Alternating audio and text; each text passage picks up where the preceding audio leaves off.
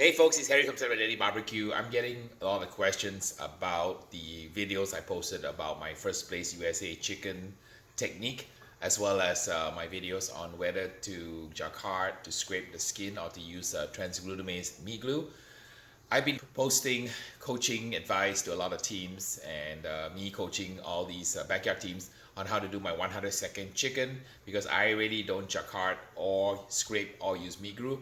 I just cook the chicken perfectly so that the skin is perfectly tender.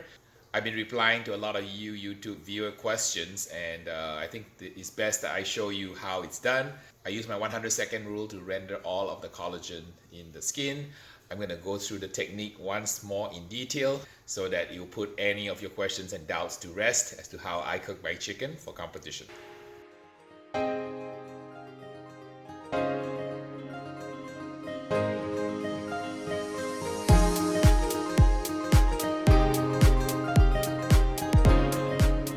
My 100-second chicken demo to get perfect skin, I'm going to just go ahead and cook some chicken here as a test for you.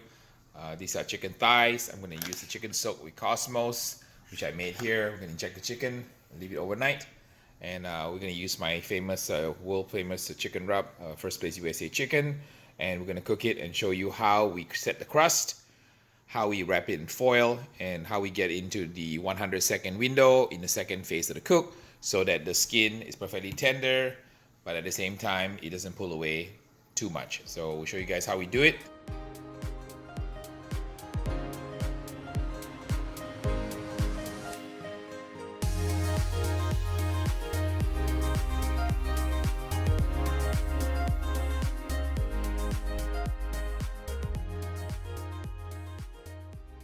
The chicken has a chance to sit in the injection liquid, and I'm ready to apply the rub now. I'm going to use some of my First Place USA chicken rub and apply a medium coat on the chicken. We're going to let it sit for about another few more hours before we cook it in the pit until the crust sets. Here's a handy tip to prevent cross-contamination. You can just put your rub bottle into a glove. That way you don't get the chicken juices all over your product. I'm going to apply the Slap Your Daddy chicken rub now. I applied about maybe 8 or 9 inches above the meat. I want to try to get a nice even coat. Notice how as I lay the chicken out, I lay the chicken out with the skin completely flat on a piece of aluminum foil. That will ensure that I get all of the rub onto the chicken. And notice how I shake the rub a little bit before I apply it to ensure that it pours evenly. So these are all small tricks but important details if you want to have a very uniform seasoning, because as we say in competition barbecue, win or lose a $10,000 check is just one too many shakes of the rub, or perhaps one tiny missing shake of the rub. So applying the product is extremely crucial. You can see how evenly I've applied it, and I go back again to make sure that it's nice and even. And I'm going to let it sit in this dry brine for about half an hour before I flip it over to do the other side. You obviously want to do this in a cool environment. You don't want the chicken to come up to an unsafe temperature above 40 degrees. Chicken has become tacky, so I'm going to flip it over, carefully arrange the skin, and then apply the rub on this side. I'm going to apply about perhaps 2/3 of the amount on the front side, and I don't want to overdo it. This is about right. You see, notice how even this thing is. So just apply gentle, less rub on this side compared to the other side. Remember I told you to tip, shake it so that it's loose, and then apply the rub. Nice thin, even coat. Stop and then shake it again. Move to the next piece. And you notice how the chicken is kind of spread out nicely with the skin draped carefully over the chicken. Shake it again. Apply on the next piece. Nice and even. Shake it again before you apply, and that way it applies very evenly so that the product goes on really nice and even, so there's no blemish at all. The rub will set exactly into the crust the way you applied it, so this is a very important step to take care. I'm going to go back again, kind of hit the areas that I missed. There you have it. So nicely seasoned, ready to go back in the foil pan. We're going to cook in a full pan for about 45 to 60 minutes, and then we're going to wrap it in foil and then check for tenderness about another 45 minutes later. We're going to try to get it into a 100-second window by tasting a piece at 45 minutes after the foil phase. If it's not ready, we'll take another bite of a second piece at 50 minutes, third at 55, and fourth at 60. So by that time, we would have nailed the tenderness of the skin, rendered all the fat to create a one bite wonder for the judges to score a perfect score.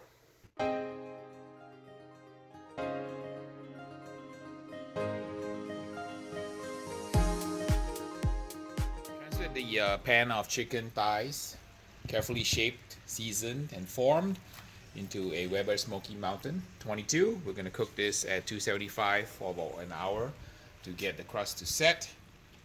Once the crust sets, we're going to wrap it in foil to render the connective tissue within the skin.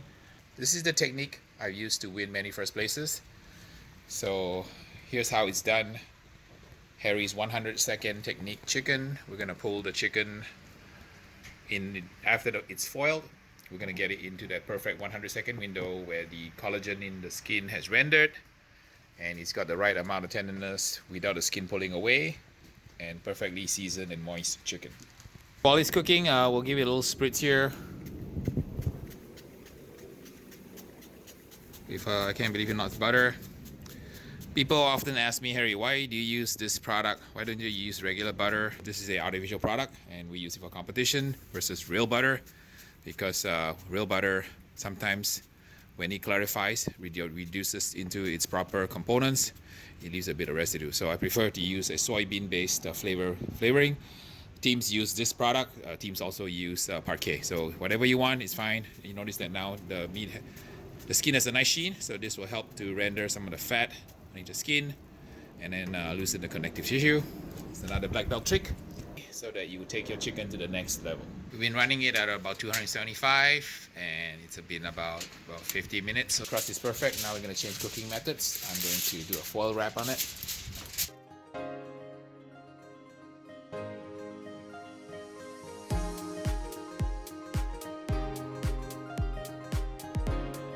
It's been about 45 minutes and I'm ready to do a first taste test of the piece. And I'm going to remove one piece here. And internal temperature is about 211. See if the skin is bite through. If it's bite through, I'll pull the entire batch. Just let it cool down a little bit and I'll do a taste test. I pulled the first piece at 45-minute mark and we're going to taste it to get the skin rendered properly into that 100-second window for perfection. This is chicken without the need to scrape to Jaccard or to use meat glue. This is my conventional method of cooking chicken. We're going to do a taste test now. Okay, pick it up. It's beautiful. Take a bite from each edge to check for the right amount of tenderness. Perfect. There's great flavor. Perfect bite through the chicken. Take another bite on the other side. Perfect bite through. So I got lucky today. It was perfectly tender at 45 minutes. So now I'm going to pull the entire batch of chicken because this chicken is done. Perfect competition chicken cooked without any Jaccard, any scraping or any meat glue. So there you have it. This is Slap Your Daddy's 100-second chicken technique recap for you guys who have been asking me questions for the many weeks that my other First Place Chicken USA video was airing on YouTube. So now you have it. This is the illustration, a clarification of the technique. So I hope that this answers a lot of your questions about how to cook the 100-second chicken. You see my videos training teams on how to do this. You see my earlier video of the entire process. So I just wanted to show you this 100-second technique so that you too can up your chicken game and take plenty of chicken walks and continue to spread barbecue love in this world. I hope you enjoyed this video and please like and subscribe, and we'll see you guys in the next video. If you have any ideas or questions that you might have that you want me to answer, leave your questions in the comment section below and I'll take a look at them. And who knows, your questions might end up as answers in one of my videos in the future.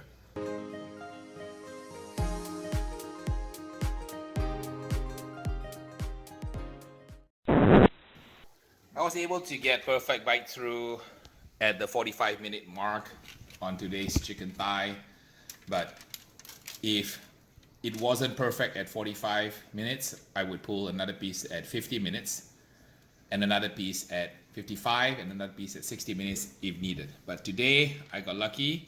I pulled at 45 and the piece was perfect. So in a contest, I would pull the entire batch of thighs, carefully trim off the edges. So this little trim, this part here, trim it carefully and sauce it and put it back in the pit for about 3 minutes to put it into a turning box. This technique of 100 seconds of perfect chicken is what I use to get to first place box. When you try this at home, you don't really need to Jaccard or scrape or use meat glue, because this technique, I believe, is superior because it allows the fat from underneath the skin, the connective tissue, to render. It gives you a sense of oiliness or unctuousness in the bite that is not evident when you scrape away the fat underneath the skin.